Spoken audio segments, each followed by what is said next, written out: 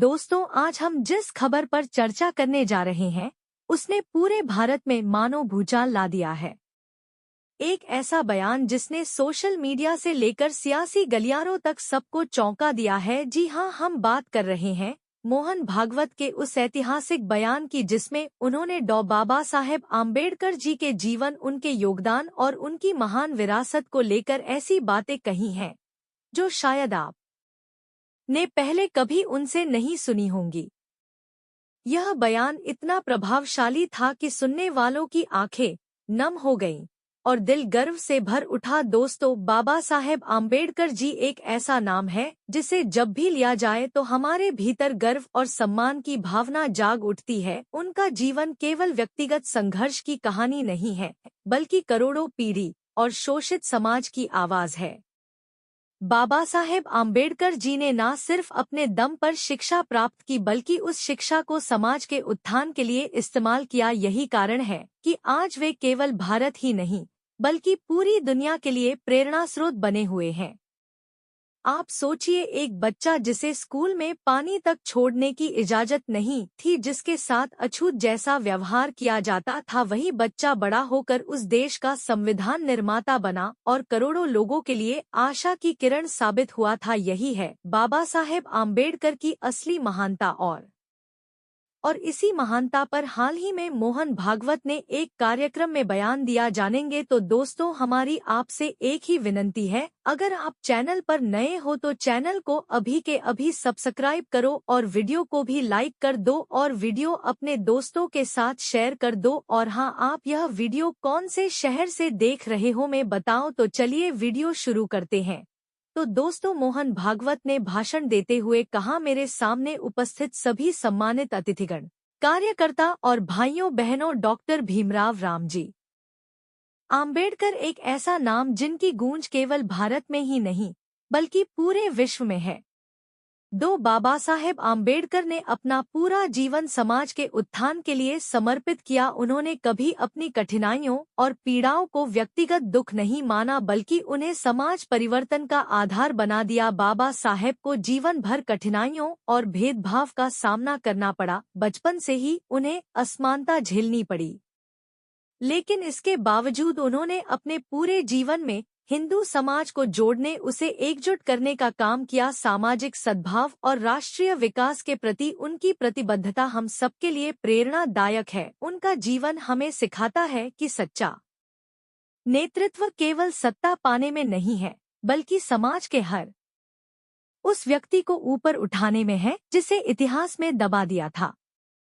दोस्तों, सोच कर देखिए, जिन कठिनाइयों को लोग हार मानने का बहाना बना लेते हैं, बाबा साहेब आम्बेडकर जी ने उन्हीं कठिनाइयों को अपनी ताकत बना लिया। उन्होंने भेदभाव और अन्याय को सहा, लेकिन उसे अपने जीवन का बोझ नहीं बनने दिया, बल्कि उन्होंने समाज को जगाने का, उसे बदलने का माध्यम बना दिया। मोहन भागवत ने आगे कहा, बाबा साहेब आम्बेडकर जी ने हमें संविधान दिया जो केवल कानून की किताब नहीं है, बल्कि समानता, स्वतंत्रता और बंधुत्व का मार्गदर्शन है।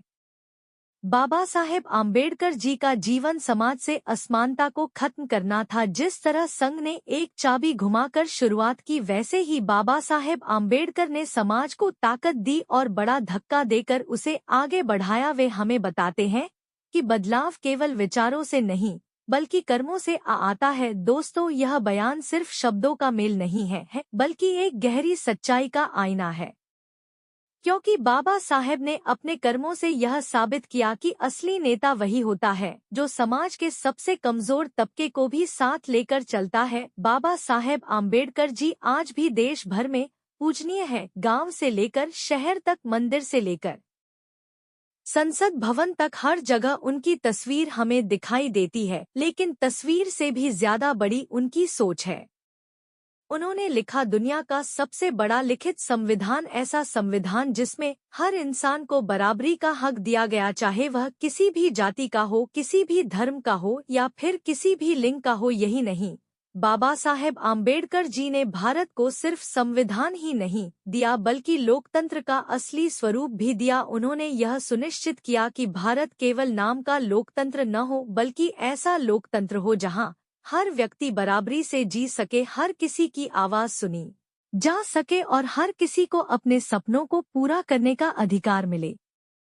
सोचकर देखिए, अगर बाबा साहेब आम्बेडकर जी ने संविधान लिखा होता, अगर उन्होंने बराबरी का अधिकार न दिया होता, तो शायद आज भारत का स्वरूप कुछ और ही होता। तब यह देश अमीर गरीब, जात पात और ऊंच नीच की गहरी खाई में बंटा होता। लेकिन आज हम जिस लोकतांत्रिक भारत पर गर्व करते हैं, उसकी नींव बाबा साहेब आम्बेडकर जी ने रखी। दोस्तों, बाबा साहेब आम्बेडकर जी की विरासत बहुत बड़ी है, लेकिन इसे संभाल कर रखना हम सबकी जिम्मेदारी है, क्योंकि अगर हम इसे भुला देंगे तो आने वाली पीढ़ियां उस संघर्ष और बलिदान से अनजान रह जाएंगी जिसने भारत को नया रूप दिया।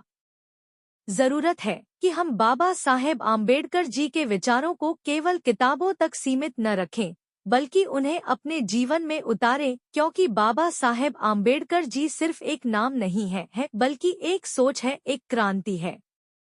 उन्होंने हमें सिखाया कि समाज की बुनियाद बराबरी पर होनी चाहिए, अन्याय पर नहीं। उन्होंने हमें सिखाया कि शिक्षा ही असली हथियार है। उन्होंने हमें सिखाया कि जो लोग नीचे हैं, उन्हें ऊपर उठाना ही असली मानवता है। उनका योगदान इतना विशाल है कि उसे शब्दों में पिरोना आसान नहीं। उन्हें ने न सिर्फ संविधान लिखा, बल्कि एक ऐसी पीढ़ी तैयार की जो अन्याय के खिलाफ खड़ी हो सके। उन्होंने न सिर्फ दलित समाज को अधिकार दिलाया, बल्कि महिलाओं को भी बराबरी का दर्जा दिलाया। सोचिए, अगर बाबा साहेब आम्बेडकर जी न होते तो आज की महिलाएं शायद अपने अधिकारों के लिए संघर्ष कर रही होती। गरीब और दलित समाज शायद अब भी दबा कुचला जी रहा होता, और भारत शायद लोकतंत्र के बजाय किसी और राह पर चल पड़ा होता है। इसलिए हम सब पर यह जिम्मेदारी है कि बाबा साहेब अम्बेडकर जी की इस विरासत को संभाल कर रखें, क्योंकि यह विरासत केवल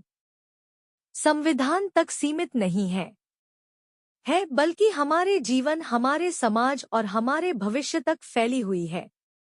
दोस्तों, बाबा साहेब अम्बेडकर जी का भारतवासियों के लिए योगदान अमूल्य है। उन्होंने जो किया वह केवल एक पीढ़ी के लिए नहीं था, बल्कि आने वाली हर पीढ़ी के लिए था। उन्होंने भारत को केवल संविधान ही नहीं दिया, बल्कि सोचने का नया तरीका दिया। उन्होंने हमें यह विश्वास दिलाया कि चाहे हालात कितने भी कठिन क्यों न हो, शिक्षा और एकता के बल पर सब कुछ बदला जा सकता है।